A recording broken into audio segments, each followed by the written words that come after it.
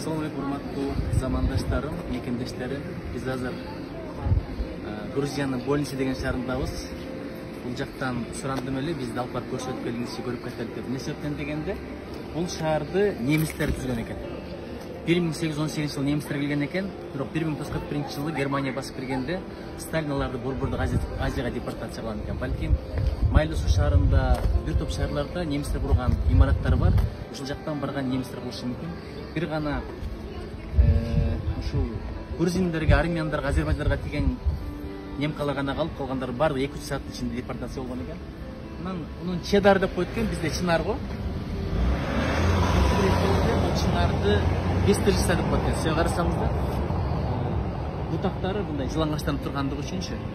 Бирок чынарлардын өлкөсү Кыргызстанда ойлодум эле, чындыгында бул жакта чынарлар абдан көп экен. Мен Грузияны чынарлардын өлкөсү деп атадым.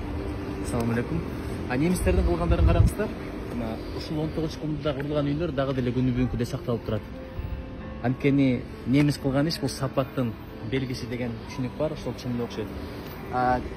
Бул деле ушул таштардан түшүнгөн экен, мына немистер кылган экен, бирок кайрадан жаңыланган варианты дейт. Айтор ушул шаарды көрүп баратабыз, бар болуңуздар.